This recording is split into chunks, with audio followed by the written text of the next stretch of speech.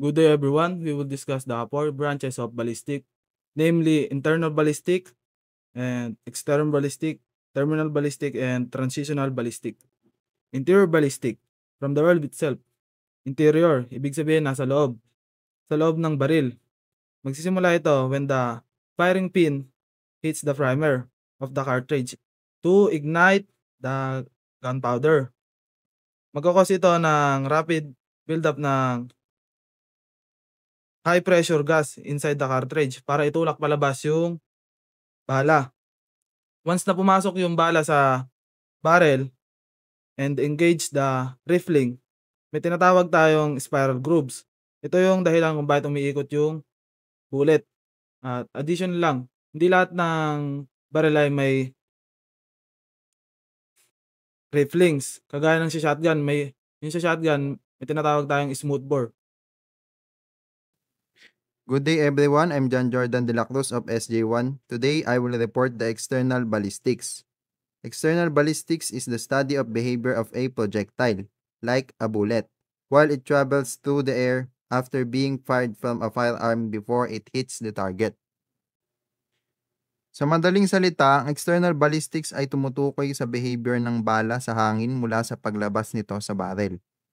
Kasama sa mga pinag-aaralan dito ang bilis or velocity, direction, hangin, at iba pang environmental factors na nakakaapekto sa travel ng projectile. Example, sa isang crime scene, may natagpuang shell or casing at may marka ng bala sa pader sa layong 30 meters mula sa pwesto ng suspect. Sa external ballistics, titignan kung paano nag-travel ang projectile, kung gaano kabilis at ang angle nito.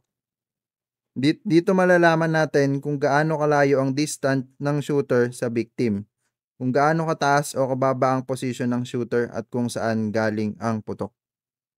Good day everyone. We will discuss the four branches of ballistic, namely internal ballistic and external ballistic, terminal ballistic, and transitional ballistic. Interior ballistic, from the word itself. Interior, ibig sabihin nasa loob, sa loob ng baril.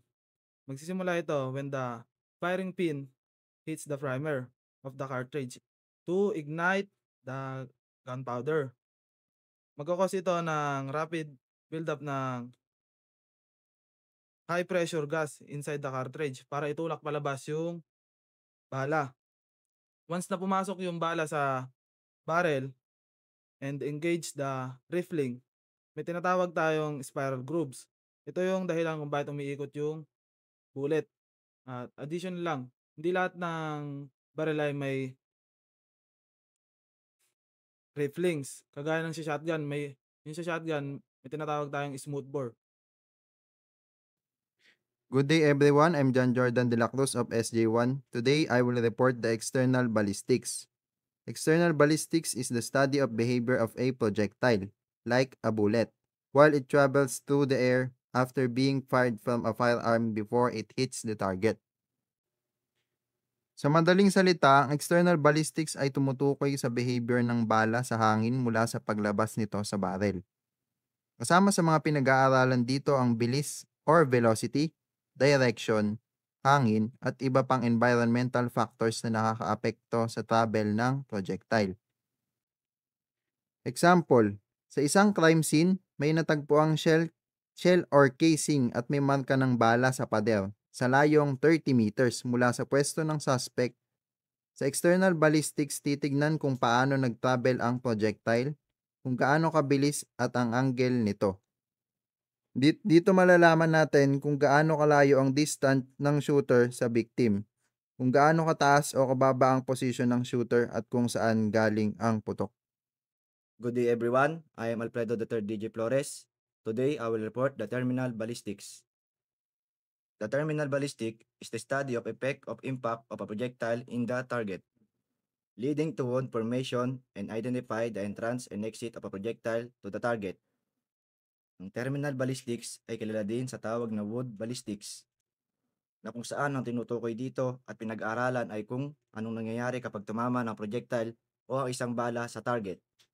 Kadalasan na pinag-aaralan dito ay ang pinsala o epekto ng gunshot wound sa katawan ng tao o sa ibang bagay o target. Example, Sa isang crime scene ay may natagpuang isang lalaki na mayroong maliit na butas sa kanyang dibdib at may malaking sugat naman sa kanyang likuran. Ang ibig sabihin nito, ang naging entrance ng bala ay sa kanyang harapan at ang naging exit naman ng bala ay sa kanyang likuran. At matutukoy rin dito kung anong uri ng baril ang ginamit sa pagpatay sa biktima. At malalaman din kung gaano kalayo o kalapit ang distansya ng shooter mula sa biktima. Again, that's all the branches of ballistics. Maraming salamat po sa inyong pakikinig. Thank you, thank you.